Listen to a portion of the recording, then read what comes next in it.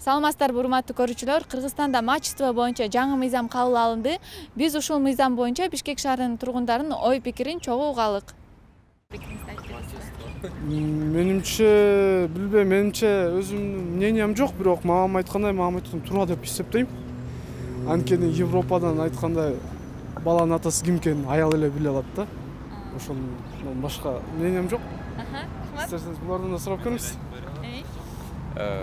Кыргыздарда башка бүт эле негизи башка жерлерде жет атасын жаттап жүрөт го дейм. Негизи мачествага билбейм мен лично мындай каршымын деп айта албайм, бирок негизи ал кереги деле жок деп ойлойм да.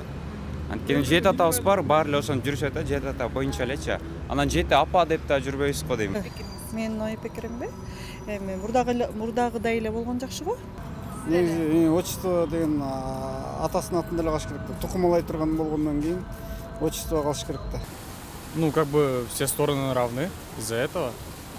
По-моему, это справедливо, то, что типа со стороны матерей, чтобы все было справедливо. Туура эмес эле карайм. Эмне себептен? Эми биздин илгертеден салттарыбыз бар, негизи ата деген улук да, отчество бул деген улук. Анан туура эмес мачество, мен көңүлдөнбөйм. Нет, это неправильно, это вообще неправильно. Не согласны, да? Я не согласен, это вообще неправильно. Туура эмес, биз салтыбызга туура келбейт. Мен ой пикирим, я против, честно. Так не должно быть. Эмне себептен? Ну, потому что биздин, например, менталитетке ал болбойт. Я так ушундай го? Биз деген еврей эмеспиз, Израиль эмеспиз. Мачество глупость. Новый закон принят. Нет, у мусульманов так не будет всегда. Отца. Фамилия, да. А там я не знаю. У мусульмана так. Может быть, у евреев так может бывает, а у мусульмана не бывает.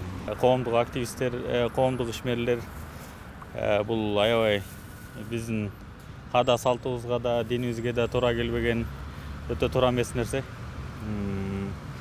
Эми бизде билесиздер, жет атасын билиш керек деп ата бабаларыбыз айткан, жет атасын билбеген кул деп да айткан. Анан дагы кандай динибизде деле, Куранда деле айтылат, ушул атасынын атынан айтылыш керек депчи. Бул адилеттүүрөөк депчи. Анан биздин элибиздин 90% мусулман. Анан элибиз ушундай каада салтка маани берген. Анан бул даже башка мамлекеттерде деле жок мындайчы. Башка мамлекеттерге да шылдың болот азыр. Азыр коңшу эле мамлекеттер уже шылдыңдай башташты да. Бул өтө туура эмес нерсе.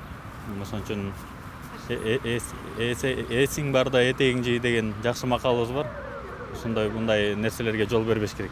Мачество боюнча негизи туура келбейт го деп ойлоймун. Кыргызстанда бардык эле мисалы үчүн атаң ким, атаңдын аты ким, кимдин кызысың деп сурайт да. Эми апаң ким деп сурабайт да, бул менин оюмча жакшы угулбаса керек. Апаң ким дегенчи, анан атаң ким деп сурайт, ата тегибиз ким, мисалы үчүн ошондой деп сурагандыгы үчүн отчество эле жакшы го. Мачествого мен каршымын, чынын айтсамчы. Кыргыз элиме, мусулман калкына туура келбейт. Туура келбейт. Ошон үчүн андан көрө ошо мачество дегенди жок кылып эле отчество боюнча эле кала берсин. Аны эми Кыргызстанда андан башка чечиле турган проблемалар толтура. Зачем керек бар эми проблеманын үстүнө проблема кошуп, мачествону козгошуп? Ооба укам. Мачество боюнча эмне дейм? Туура эмес десем, туура эмес сөзгө кабыл алам. Туура десем, туура деген сөзгө кабыл алам. Бирок негизи мен каршымын. Патриархат бул илгери эле болуп келе жаткан, патриархаттар болуп эле калыш керек деп ойлойм. Я к этому отношусь очень положительно, потому что многие отцы, они просто бросают своих детей и даже не хотят их видеть. Наверное, это очень глупо носить отчество того человека, который не хочет тебя видеть. Вот, я за мачество, почему бы и нет. Мына биз Бишкек шаарынын тургундарынын ой пикирин билдик. Кээ бирлери каршы болсо, кээ бирлери каршы эмес. Ал эми бул мыйзам боюнча сиздин оюңуз кандай? Комментарийга жазыңыз.